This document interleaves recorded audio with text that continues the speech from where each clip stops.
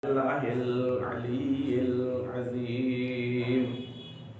أعوذ بالله السميع العليم من الشيطان اللعين الرجيم. بسم الله الرحمن الرحيم. رب اشرح لي صدري ويسر لي أمري واحلل عقدة من لساني يفقهوا قولي. بسم الله الرحمن الرحيم. الحمد لله الذي هدانا لهذا وما كنا لنهتدي لولا أن هدانا الله.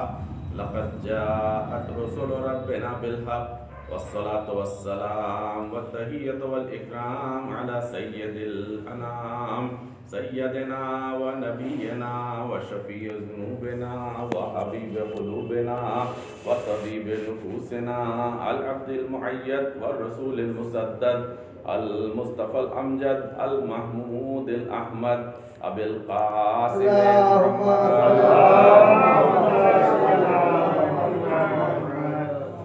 وعلى الطيبين الطاهرين المعصومين الذين أذهب الله عنهم الرجس وطهرهم تطهيرا.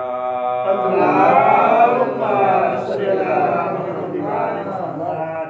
ولعنة الله على أعدائهم أجمعين من يومنا هذا إلى قيام يوم الدين. آمين يا رب العالمين. أما بعد فقد قال الله سبحانه تبارك وتعالى في القرآن المجيد والفرقان الحميد وقوله الحق.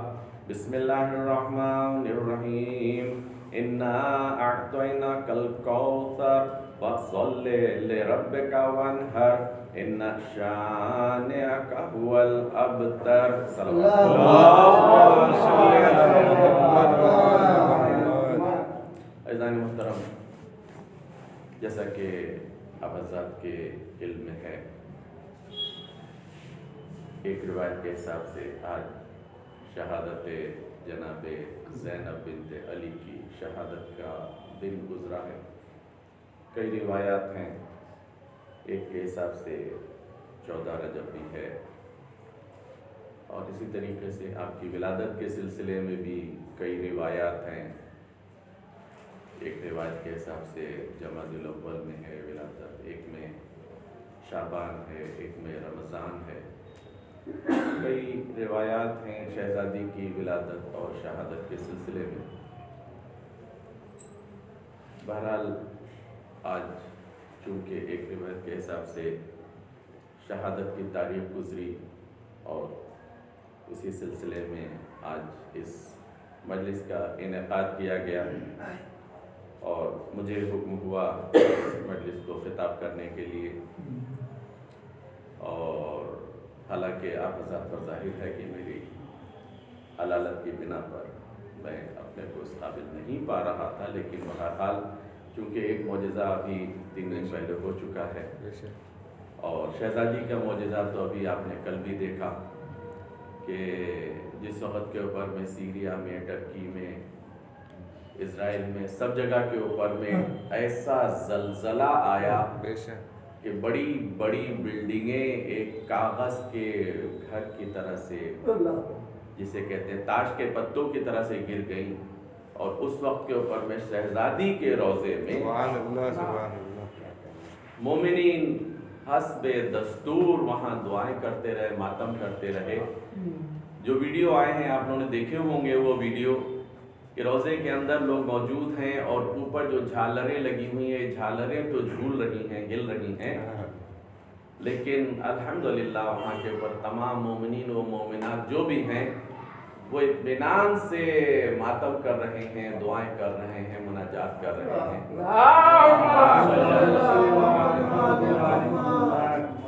تو شہزادی کے بہت سے معجزات ہیں، بہت سے معجزے آپ نے سنے ہوئے ہیں، اور انہی کا سہارا ہے، انہی اہل بیت کا سہارا ہے. وہ میری مدد کریں تاکہ میں بھی اس میں کچھ لب کشائی کر کے حق ادا کرنے کی جسارت اور جستجو کی کوشش کروں. عزیزان محترم، زیادہ تفصیل کا موقع تو نہیں ہے، جیسا کہ مجھ کو کہا گیا مختصر سے وقفے میں بات کو مکمل کرنا ہے۔ اس مجلس کو خطاب کرنے کے لیے میں نے جس سورے کی تلاوت کا شرف اور ثواب حاصل کیا، اس کے سلسلے میں پہلے بھی ایک آدھ بار آپ کے سامنے کچھ عرض کر چکا ہوں کہ قرآن مجید میں جو سب سے طویل اور طولانی سورہ ہے وہ تو سورہ البقرہ ہے، سورہ نمبر 2، پارہ نمبر 1 سے شروع ہو کے پارہ نمبر 3 تک چلتا ہے، اور اس سورے کی 286 آیات ہیں، سورہ البقرہ۔ یعنی سب سے بڑا سورہ تو سورہ بقرہ ہے، اور سب سے چھوٹا سورہ جب بھی پوچھا جائے تو یہی کہتے ہیں کہ سورہ کوثر یا انا انزلنا، یہ سب سے چھوٹا ہے۔ حالانکہ تعداد آیات کے حساب سے دیکھا جائے تو 3 آیات پر مشتمل 3 سورے ہیں۔ میں نے پہلے بھی عرض کیا ہے، بچوں کے لیے میں نے بتلایا ہے، زیادہ تفصیل میں تو نہیں، لیکن بس اتنا اشارتاً کہ سورہ نمبر 103، سورہ نمبر 108 اور سورہ نمبر 110، تینوں سورے ایسے ہیں کہ جس میں 3 آیات ہیں، لیکن تعداد حروف کے حساب سے دیکھا جائے تو یہ سورہ انا اعطیناک الکوثر یہ سب سے چھوٹا سورہ ہے، یہ سب سے چھوٹا سورہ ہے، اور اس کو الحمدللہ مومنین دن میں کئی بار اس کی تلاوت کرتے ہیں۔ اور جیسا کہ میں نے اس سے پہلے گزشتہ ماہ کی بھی وجہ سے میں نے عرض کیا تھا کہ اس میں کئی حروف ایسے ہیں کہ جس کی طرف ہم لوگ متوجہ نہیں ہوتے ہیں اور ہم غلط تلاوت کر جاتے ہیں۔ جیسے ایک حرف میں نے آپ کو بتلایا تھا انا اعطیناک الکوثر، پہلے الف ہے پھر عین ہے، عین کو کھینچ کے الف سے ملانا ہے، عین پر الف نہیں ہے، نہ الف ہے، انا اعطیناک الکوثر۔ اور دوسرا لفظ اس سے ملتا جلتا تیسرے پارے میں وَآتَيْنَا عِيسَى ابْنَ مَرْيَمَ الْبَيِّنَاتِ وَأَيَّدْنَاهُ بِرُوحِ الْقُدُسِ، وہاں پر الف اور تے یہ والا آتینا آیا ہے۔ تو ہمارے تلاوت کرنے میں ایسا نہ ہو کہ ہم وہ والا آتینا یہاں پر لے آئیں، کیونکہ وہ آتینا کا مقام وہ ہے، اس آتینا کا مقام یہ ہے۔ فرق کیا ہے؟ میں نے گزشتہ مجلس میں ایک بار اس کو عرض کیا تھا کہ جب اللہ کی طرف سے عطا کی جا رہی ہے تو عطا کے 2 طریقے ہیں۔ کسی کو بھی کوئی چیز عطا کی جاتی ہے، دی جاتی ہے، تو دینے کے 2 طریقے ہیں۔ ایک عطا وہ ہے کہ جو عطا بالکرم ہے، ہم نے کسی کو کوئی چیز اپنی طرف سے دے دی، کسی نے بھی دے دی کسی کو کوئی چیز، یہ اس کا کرم ہے، اس پر رحم ہے، اس سے محبت ہے، جو کچھ بھی ہے اس نے اس کو وہ چیز عطا کر دی۔ اس کے عوض میں جس کو چیز ملی ہے اس نے کچھ اس کا نہیں کام کیا ہے، تو یہ عطا محبت کے طور پر یا کرم کے طور کے اوپر یا رحم کے طور پر جس طریقے سے بھی ہے، یہ عطا بلا عوض ہے۔ لیکن دوسری عطا بالعوض، کہ آپ نے مجھے کچھ پیسہ دیا اور اس کے عوض میں نے آپ کو، مثال کے طور کے اوپر میں کسی نے آپ کو کھانا کھلایا، اس کے عوض میں آپ نے کھانا کھایا، اس کھانا کھانے کے بعد آپ نے اس کو اس کے عوض میں پیسہ دیا، تو یہ پیسہ آپ نے دیا تو آپ نے عطا تو کیا، لیکن یہ عطا کیا بالعوض، یعنی آپ کو وہ کھانا مل گیا تھا، اس کے عوض میں آپ نے یہ پیسہ دیا۔ تو دونوں عطا کا لفظ دونوں میں ہے، لیکن دونوں میں فرق ہے۔ جو عطا بالعوض ہے یہ واپس نہیں ہو سکتی۔ میں نے کھانا کھا لیا تھا اور آپ کو پیسہ دے دیا، تو اب آپ سے میں کہوں میرا پیسہ واپس کرو تو آپ کہیں گے لاؤ کھانا نکالو واپس، یہ میں واپس نہیں کر سکتا. تو یعنی یہ عطا واپس نہیں ہو سکتی کہ جس کے عوض میں کوئی کمپنسیشن، کوئی آرٹیکل اس کے بدلے میں دے دیا گیا ہے، تو وہ عطا واپس نہیں ہو سکتی. اور آپ نے کسی کو مثال کے طور پر 10,000 روپے دیا تھا، اس کے بچے کی شادی کے موقع پر دیا یا کوئی بھی موقع تھا آپ نے اس کو دے دیا، تو میری طرف سے یہ لے لو، اس میں شامل کر لو، پریشان مت ہو. وہ دے دیا. اب وقت گزرنے کے بعد آپ کے ان سے کچھ خدا نخواستہ کسی وجہ سے تعلقات خراب ہوئے، کوئی بات ہوئی، تو اب آپ کیا کہیں گے؟ بھول گئے تمہارے اس موقع پر میں نے تم کو یہ پیسہ دیا تھا، لاؤ میرا پیسہ واپس کرو. اب آپ وہ پیسہ اس سے واپس مانگیں گے کیونکہ اس کے عوض میں اس نے کچھ آپ کو نہیں دیا ہے. عطا یہ بھی ہے، عطا وہ بھی ہے. عطا بالعوض اور عطا بلا عوض. جو عطا بالعوض ہے وہ واپس نہیں ہو سکتی، جو عطا بلا عوض ہے وہ احسان ہے، کرم ہے، جب چاہے میں واپس مانگ سکتا ہوں. یہی فرق ہے ان دونوں عطا میں. اللہ نے وَأَيَّدْنَاهُ بِرُوحِ الْقُدُسِ، روح القدس کے ذریعے سے جناب عیسیٰ کی مدد کی تھی.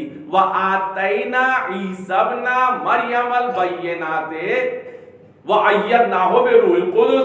اللہ کہہ رہا ہے میں نے مدد کی، اللہ نے مدد کی ہے جناب عیسیٰ، مریم کے بیٹے عیسیٰ کی میں نے مدد کی ہے روح القدس کے ذریعے سے. انہوں نے کیا دیا مجھ کو؟ انہوں نے کچھ نہیں دیا. یعنی یہ عطا جو ہے یہ اللہ کی عطا تو ہے، لیکن اللہ چاہے تو یہ واپس مانگ سکتا ہے. لیکن جو اہل بیت کے سلسلے میں، کوثر کے سلسلے میں عطا آئی ہے، یہ عطا بالعوض ہے. کیا کہنا؟ کیا مانے؟ کیا مانے؟ اہل بیت کو جو عطا کیا ہے کوثر، اور اس کے بعد فوراً کہا گیا ہے فَصَلِّ لِرَبِّكَ، اللہ رب کی نمازیں ادا کرو، وَانْحَرْ اور قربانی دو، اِنَّ شَانِئَكَ هُوَ الْأَبْتَرُ. تم یہ کر لو گے تو تمہارے دشمن تو مقتول نسل ہوگا. لیکن یہ جو عطا ہوئی ہے ساتھ میں کنڈیشن ہے کہ تم نماز پڑھو اور تم قربانی دو. جب یہ عوض، اس کے عوض میں یہ عطا ہے تو یہ واپس نہیں ہو سکتی. اب قربانی دینے والے نے اتنی بڑی قربانی دی کہ اپنا پورا گھر کا گھر لٹا دیا. اس لیے اللہ پر واجب ہو گیا کہ اس سے جو وعدہ کیا تھا اس کو پورا کرے. ایک سلوات بھیجے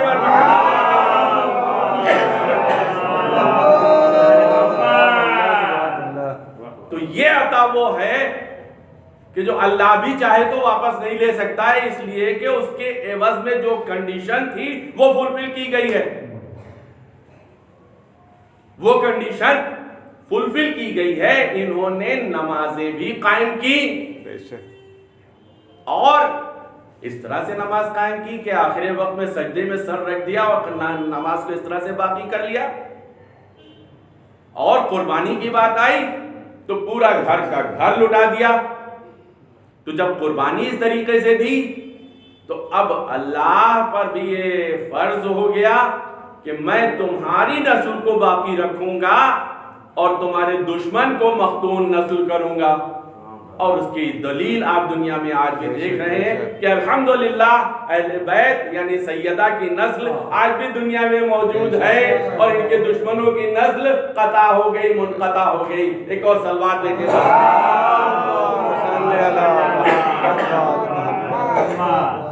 تو کہنے کا مطلب یہ ہے کہ جس وقت پر ہم تلاوت کر رہے ہیں اکثر ایسا ہوتا ہے غیر توجہی کی بنا پر بہت سی چیزیں ایسے ہوتے ہیں کہ ہم لوگ اکثر ایسے روا روی بول جاتے ہیں. آپ نے سنو ہوں گے بہت سے الفاظ ایسے ہیں، کیسے مجاز ہیں، کیسے مجاز ہیں. اصل لفظ کیا ہے؟ مزاج. مزاج کے بجائے ہم لوگ کہتے ہیں کیسے مجاز ہیں. یہ غیر توجہی کی بنا پر ہم جانتے ہیں اصل لفظ کیا ہے. لوگوں کو تو دیکھا ہے ہم نکھلو جا رہے ہیں، اب لکھنؤ کو نکھلو لوگ کر دیتے ہیں. ایسے بہت سے الفاظ ہیں کہ جو لوگ روا روی میں کچھ بھی بول جاتے ہیں. کم سے کم ہم جب تلاوت کر رہے ہیں، اور زیادہ لمبا نہیں، 3 آیات کا سورہ ہے، اس کو تو کم سے کم ہم صحیح سے ادا کریں. اور پہلی بار نہیں پڑھ رہے ہیں، سورہ توبہ پڑھنے کے لیے بیٹھیے تو چلیے مان لیے کہ صاحب نہیں پڑھتا کوئی بھی اس کو. کیوں نہیں پڑھتے لوگ؟ اس لیے کہ اس سے پہلے بسم اللہ الرحمن الرحیم نہیں ہے. اب لوگ یہ سوچتے ہیں کہ یار بسم اللہ الرحمن الرحیم نہیں ہے، اتنا لمبا سورہ تو ہے، اس کو ہم تھوڑا پڑھ کے چھوڑ دیں، اگلی بار شروع کریں گے تو کہاں سے شروع کریں گے؟ بسم اللہ سے شروع کریں گے، اعوذ باللہ سے شروع کریں گے، کیا کریں گے؟ وہ کنفیوژن ہوتا ہے تو لوگ اکثر سورہ توبہ نہیں پڑھتے. سمجھ رہے ہیں آپ؟ تو ایسا تو کوئی اس کے ساتھ میں مسئلہ ہے نہیں. اتنا چھوٹا سا سورہ ہے جس کو ہم کم از کم تین بار تو ضرور پڑھتے ہیں، زیادہ بار 5 بار بھی پڑھتے ہیں لوگ، اور بھی زیادہ اس کے علاوہ بھی اس کا ورد بھی کیا کرتے ہیں. اچھا سورہ انا اعطیناک الکوثر جو ہے، اس کے بارے میں آپ کو ایک اور آزمائی ہوئی بات بتلا رہا ہوں. بہت بابرکت سورہ ہے. کسی عظیم پریشانی میں اگر پھنسے ہو تو آپ سورہ انا اعطیناک کی تسبیح پڑھیں، اس کا ورد کریں. میرا آزمایا ہوا ہے اور علماء نے بتلایا ہے کہ کسی بھی پریشانی میں پھنسے ہو تو اس وقت کے اوپر میں سورہ کوثر یعنی سورہ انا اعطیناک الکوثر پڑھتے رہیں تو آپ دیکھیں گے انشاءاللہ آپ کی پریشانی مشکل کس طریقے سے دور ہو جاتی ہے. بڑا شقی دشمن آپ کے سامنے ہے، خدا نخواستہ آپ اس سورے کی تلاوت کر کے دیکھیے، اس کا ورد کیجئے، آپ کی تمام مشکلیں حل ہو جاتی ہیں. کیونکہ یہ سورہ اہل بیت کی شان میں ہے. آپ ان کو یاد کرتے رہیے، آپ کی مشکلیں حل ہو جائیں گی. اور صلوات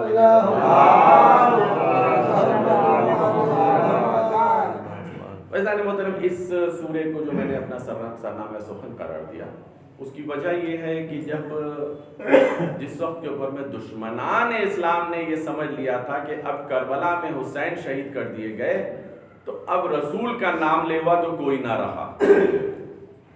جس طریقے سے امام حسین نے گھر لٹایا ہے، جس طریقے سے امام حسین کا خانوادہ شہید کیا گیا ہے، تو اب لوگوں کو یہ گمان ہونے لگا تھا کہ حسین کا نام لینے والا کوئی نہ رہے گا، یعنی رسول کی نسل اور رسول کا مشن مظلہ منقطع ہو جائے گا.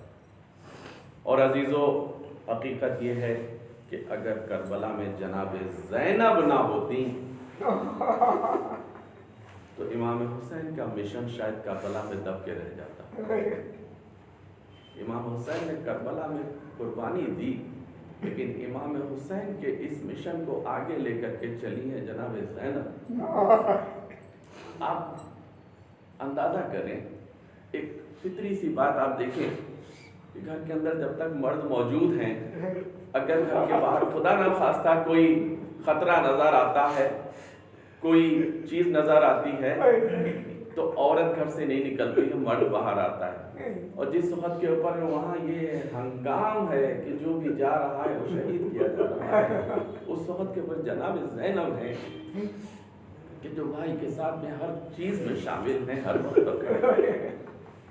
عزیزو، زیادہ وقت نہیں لے سکتا ہوں اور زیادہ ہمت اور طاقت بھی اس وقت پر نہیں ہے، اور یہ مصائب میرے بس کے نہیں ہیں، میں نہیں پڑھ پاتا ہوں.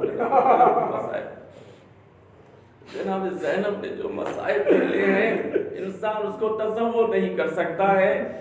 آپ اس کو دیکھیں، نفسیاتی بات کہ وہ بی بی کہ جو کوفہ میں کبھی شہزادی کے نام سے جانی جاتی تھی، جو علی کی بیٹی جو کوفے میں شہزادی کی طرح سے تھی، اس علی کی بیٹی کو کوفے میں اس طرح سے پھرایا جا رہا ہے کہ سر پر چادر نہیں ہے، ہاتھ پر سے برج بندے ہیں، اور اس پر سے بھی منادی ندا دے رہا ہے، اے اہل کوفہ و شام، دیکھو تماشا دیکھو، یہ اہل بیت رسول ہے، یہ علی و فاطمہ کی بیٹیاں ہیں جو اس طرح سے اسیر کر کے لے جائی جا رہی ہے. عزیزان محترم، جناب زینب نے وہ سب مصائب جھیلے، کس طرح سے وہ مصائب برداشت کیے، اور اس کے بعد وہ سب منزلیں میں نہیں بیان کر سکتا. بس ایک منزل آپ کے سامنے بیان کرنا چاہتا ہوں. کہ جس وقت کے اوپر میں قید شام سے رہائی ملی ہے، قید شام سے رہا ہونے کے بعد جناب زینب نے سب سے پہلے جناب سید سجاد سے یہ کہا کہ میں چاہتی ہوں کہ سب سے پہلے میں اپنے بھائی کا ماتم کروں۔ جناب زینب کی فرمائش کے اوپر جناب زین العابدین نے یزید کو حکم دیا کہ پہلے ہمارے لیے ایک مکان خالی کرایا جائے۔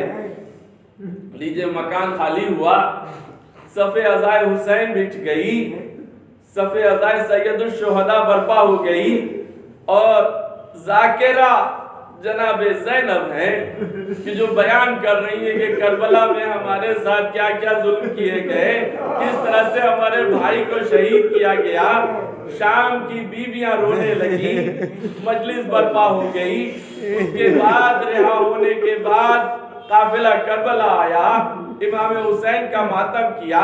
جب پلٹ کے مدینہ میں آئے تو مدینہ میں آنے کے بعد جناب زینب کا دستور یہی تھا کہ بیویوں کو بلا لیتی تھی، بلانے کے بعد کربلا کے مسائل بیان کرتی تھی۔ مدینہ کی بیویاں جمع ہو جاتی تھی، خوب گریا ہوتا تھا کہ جو والی مدینہ تھا، مدینہ کا جو والی تھا، اس نے یزید کو لکھا کہ اس وقت کے پر یہاں پر زینب جس طریقے سے مصائب کربلا بیان کر رہی ہیں تو مدینہ کے لوگ تیرے خلاف بغاوت کرنے والے ہیں، ان کو یہاں سے شہر بدر کر دیا جائے۔ جناب زینب کو مدینہ میں رہنے نہ دیا گیا، جناب زینب کو مدینہ سے شہر بدر کیا گیا۔